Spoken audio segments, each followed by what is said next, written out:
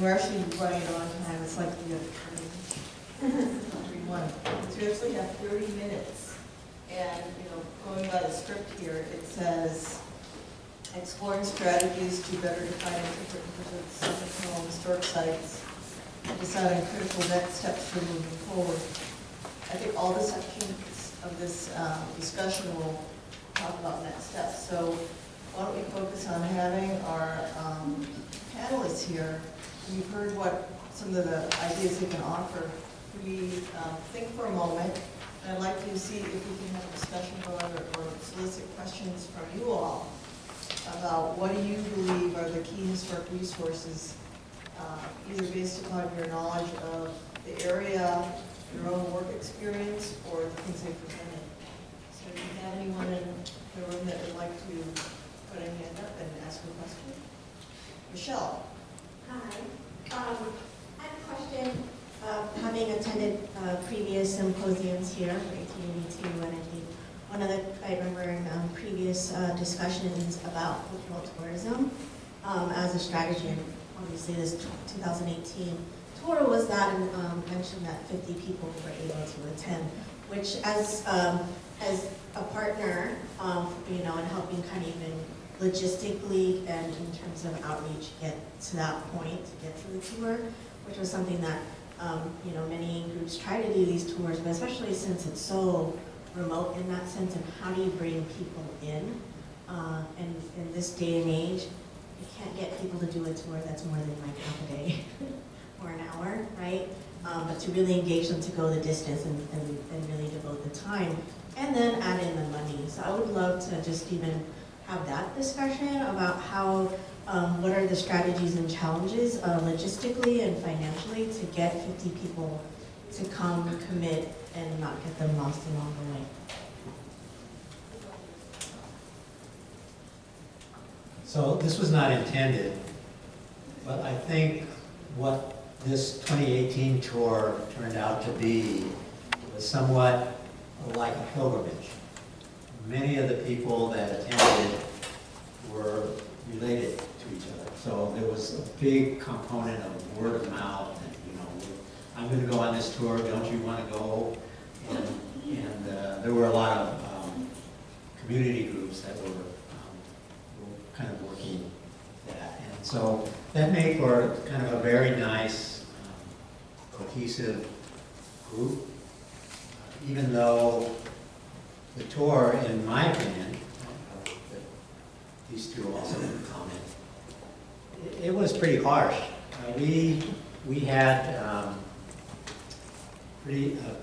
absolutely full bus, so it was like a 54-seat bus, and there were 54 passengers, or maybe there was. You forgot a seat for me, if you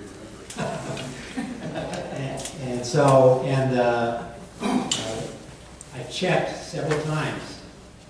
Does the bus have a bathroom? Because we are going to a remote place. It's not like we can just pull over with 54 people and use the facilities. And I was assured, yes, it does have a bathroom, but when we actually got on the bus, the bathroom was broken. So I don't mean to get gory there, but my point is, it was a pretty rough traveling. It wasn't a luxury tour by any stretch of the imagination, but people, I think the content, and of course Phil's narrative and the discussion among the group kind of made it not just tolerable, but a very positive experience. But we did, we thought it was going to be a challenge getting. We did hear from, we did do some outreach to Asian American Studies programs in the Bay Area. We heard from the students that the cost was $250, which included an overnight hotel. Students said, we can't really afford that, so the cost was a challenge. But we only advertised for 6 weeks prior to, and we got a full bus. And it was during a weekday. I forget what it was, Wednesday and Thursday, Thursday and Friday, which also, I think, there's a lot of people, working people that couldn't do that. So yeah, it was not without its challenges, but I think that content is such that people are willing to make the sacrifice. That's my opinion. Yeah, okay. Mike Case on here with American Heritage Consulting, used to be with USDA, with the Forest Service as their Heritage Program Manager and Federal Preservation Officer. So one of the things that, to address your question, Michelle, would be to start, one of the things we can start thinking about would be the like car tours where people use their own vehicles. And it reminded me, because of remoteness and your questions with that, the Custer Trail up in North Dakota. When I was working on the Elkhorn Ranch acquisition, Theodore Roosevelt Ranch, I was working with the personnel up there, and the Custer Trail is one where they produce basically CDs that you can put into a car, and basically with some interpretive signs, kind of get a more robust interpretive mode. They connected it with the National Park Service Center that was there. They were selling the CDs.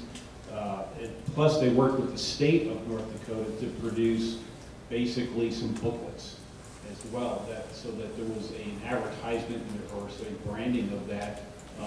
And it was really good because it also enhanced some of the education materials for teachers and things like that. So it had a lot of ancillary usages that are there, but that's one way of being able to connect up with something where you have the challenge of a remote location, having to educate people so they appreciate what they're actually seeing. Mike, could you also talk about like the bike opportunities, how that works? Oh, okay. Well, the other thing I think that you're looking at here is, first of all, let me just say, since I've got the microphone, I didn't go on this tour, but I want to go on it. Phil's description of the area and everything, it's like this is now going to be a must-see. It's on my bucket list. So I'm definitely interested in learning a lot more about it. The thing that strikes me, though, is that you have some real challenges with this area, okay? And it's got that sort of remote features, but as Phil, you were describing the area and everything, you've got a lot of natural resource. To me, it seems like recreation would be a good usage, because you have to remember, if you're giving the population at large something to really do or sink into, the heritage and history of that becomes like an integral part, but you also need to feature some other things. And where I'm going with this is, in Montana, the Forest Service has Savinac Nursery Buildings. It's a historic compound, and I forget the name of the little town that it's in, but they also had a long railroad tunnel in there that was built. And in fact, it's the unique aspect of this tunnel is that if you're standing at one entrance, you see this little pinhole, which is the exterior or the exit to the tunnel. And it's kind of spooky in a way, but it also exits out onto a trestle that is like so high that it'll make you queasy. What they did was basically the town looked at what could they do at a decommissioned railroad spur like this, and they decided they hired it was a company that came in and basically started renting bikes, and now that place has become a destination for bikers. Just people that like to really bicycle and everything. It's now become the place to go if you're going to do some bicycling, because of the unique aspects of the tunnel usage, with bikes going through there. Unique ride, and the fact that they go out on a trestle and things like that. So I guess I'm taking this a little further in terms of conversation, but these are the kind of things I think that need to be thought about, in terms of moving forward about what are the potential usages of this as a historic area. So, Ed, you want to speak about what you're Yeah, a little bit, because I think these are all really good ideas, and there is an emerging segment of the tourism market called experiential tourism, and that's not going out just to go out, but to go out to have a purpose, to learn something. And I have been hired by several groups to take different groups out there. And it's interesting to hear this remote setting, because for me it was home for 13 years, so it is out in the woods, but it's not that remote to me because there's also the town of Truckee nearby. But one of the things that work with the UC Davis groups, which I take up there twice a year, is that very close by to the Summit Tunnel area is the Sierra Club Lodge called Claire Japan. Thank you. Just blanked on that for a second. And Claire Japan is a wonderful destination on its own. It was built in the 1930s. It was the mothership of the Sierra Club for many years. So you go into the Great Hall there, and you can feel the ghosts of Ansel Adams and Galen Rowell and David Brower and all the people who came up with things like the Wilderness Act and things like this. But it's close enough to this area that it's actually walkable from the pass, demonstrated by the UC Davis group whose bus broke down, and they couldn't drive there. Because it accesses the railroad tracks very close by, right where the track begins to be abandoned. But there's linkages also with the Sugar Bowl ski area. We were just talking about that as we were driving in this morning. There happens to be a building that may actually be a real nice candidate for inclusion in all of this. And the town of Truckee is nearby. And the town of Truckee's Chamber of Commerce every fall does a weekend-long kind of tourism magnet called the Donner Summit Hikes, and they slice and dice this in every possible way. They have all sorts of targeted hikes for that. So there's a lot of opportunities in that. And if I remember the Tahoe's Land Use Management Plan, this is a recreation designation for this area. There's no exploitable resources in there. So it's clearly recreation designated. And the Pacific Crest Trail bisects it at a right angle to the railroad track, so it's really a magnificent site. So I wanted to add something. Michelle has a very good larger question about how API sites, and we talked about it extensively at the November San Francisco meeting, and so we have these API sites identified, and they're tended to be in these isolated places. So for example, the internment camps for the Japanese experience, a very important historically hallowed ground for a lot of people, very good for pilgrimage tours and stuff. But how do you attract people to come there? Or how do you go to, say, the Marysville Temple, and the only thing there between that and the other site, maybe even Locke or something of this sort, where you have stretches of bus trails and so forth. I think if you have a chance to bus rides, and if you talk to Dale, who was here, be sure to talk to him about the original Heritage Tour, which Wing Luke did almost 20 years ago. Yeah, 20 years ago. And you had a bus ride of 5 to 6 days going from sites to sites. Now, so that's one question that is a major question for us APA historians and curators. That's something to think about. How do you bring people out there who would go there because it's historically significant, but there's vast distances between them, and you're not sure as you're there saying to your kids in the back of your car saying, we're almost there, and then you have to figure out how to do that. So a lot of what Michael is saying and other people have said, you have to figure out something that I think there are other attractions. So that is a general question that remains for us APA curators and historians. For this particular place here, it is not inaccessible. It is just, Highway 40 is just off Highway 80. So many people go from Sacramento to Las Vegas, to Lake Tahoe and everything. It's just turn off, you can go to Sugar Bowl, there's the ski trails and so forth. If you look at some of the maps we have, part of the idea to focus on some of these things is there are hiking trails, a lot of hiking trails. It's used quite a lot. There's the Sugar Bowl Academy and Ski has that one building there, which I hope we can use. There's a parking lot over there. The point of this is, and it is still such a historically significant space. You know, 1,200 Chinese died building the railroad, and this place symbolized a lot of what they were doing, and the construction is amazing, and the engineering is amazing, and so forth like this, and it's not inaccessible. So we actually, there's a bit of walking if you want to go down from the shaft down to the China Wall, down to the next parking. That actually is an established hiking trail though. It's marked and it's done that way. But what we did on the trail, you remember John, you were part of that group, I was part of the group, where we had people that were on that bus with us. And a lot of people did not want to walk. In fact, it was difficult. There's a parking lot where the shaft tunnel is, and it walks down to the camp and down eventually to China Yuan Tunnel 6. But there was maybe 15, 20 people who said, for whatever reason, said, I don't want to do that walk. And so Carrie and other people said, okay, let's get back on the bus. Two things. Marco and some other guys were able to live stream your talk. And that was not only, it was originally thought that the guys on the bus would still get the experience of the lecture and the feeling as it is coming across onto the bus's monitor, right? So they didn't feel like they were left out. You could figure out things to do that. But more than that, what we did was we got, as you guys were walking down, we got back on the bus and drove to the front part of Tunnel 6. So the Tunnel 6 is really long. It's like 5 football fields long. And the other side is where Sugar Bowl is and all this. So there's another parking lot.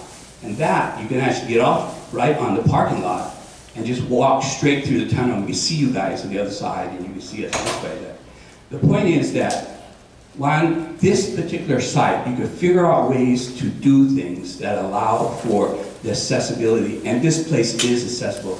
That makes this particular site very important for us because we can say, come and see this place, and it's not that far off. And some of the things which we did over the 2 or 3 years before that, I don't know if John and I or other people were really conscientious of it, but we started almost 3 years before the trip, as John was explaining, and we started with the Chinese American Museum in Los Angeles and the Southern Historical Group down there. And they started marking trails, and we were trying to imitate something from the Wing Look. We found that that was not very good. And we went up to CHSA, the San Francisco Museum, and they developed that website, which was a sort of a thing which we conceived that if you're driving your car, you could access that and you could go in. At the same time that this is happening, the Department of Interior and the Park Service are working with things like tourist history in places.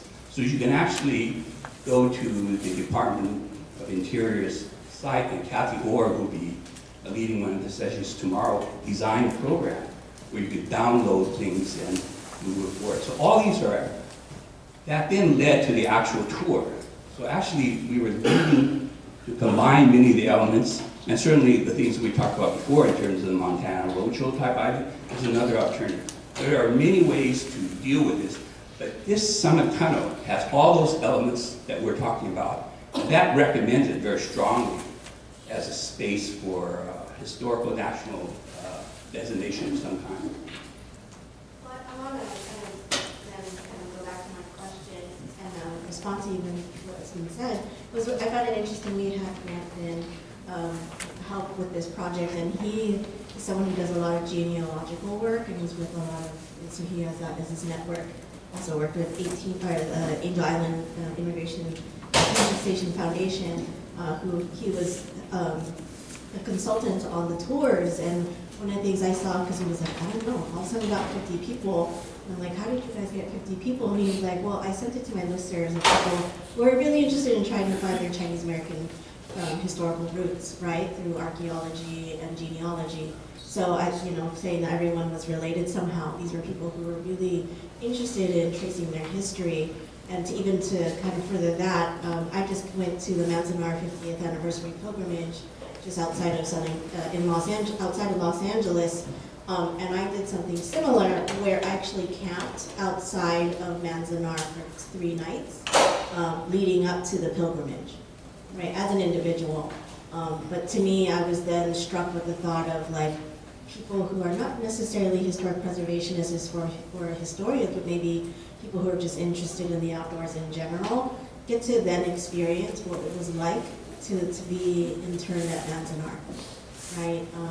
And to really experience it. I mean, you are camping, so there's that luxury element to it, but it's something that maybe draws folks in who are coming in for a Manzanar pilgrimage to consider $8 a night. You can camp nearby and truly experience that and do the trails and understand what are the daily experiences, lived experiences of that historical place and time. And so I think that's something that we could, like, I know we're having in the working group discussions, how do we make it so we draw more people in? Those who may be looking for their histories, but also those who have no connection, but, you know, they love the outdoors, and that they get another layered element to their experience. And so how do we draw that, those intersectionalities? I reached for the microphone because I wanted to thank Michelle for bringing that up. I think that I'm a landscape architect by profession, and also with the advisory council. It's really about an inclusive history. So while the APIA history needs to be elevated, I don't want to have busloads, pardon me, of only Asian people going to this site. I would rather have everyone in our next generation from the rainbow, you know, any persuasion, deciding that they want to take the Pacific Trail and knowing where to respectfully put their tents and create this as a destination, you know, the next 100 years, as opposed to, well, you gotta get on a bus and you have to be in the know. And I'm sure that that is not what anyone is intending here. I think we're really looking at broadening access and including everybody into the story. So if somebody just randomly walks in and goes into the Summit Tunnel and then finds out who built the Summit Tunnel, that would be, you know, that would be cool. But not because of it only being associated with certain people, not other people. I just want to point out that Sojin is actually in the back of the room, and we had spoken about Sojin from Smithsonian Folklife. So if you could just like stand up and raise your hand. Hi. So Sojin, if everybody here comes to you after we can ask, you know, coffee with you, it's because of what Ted said.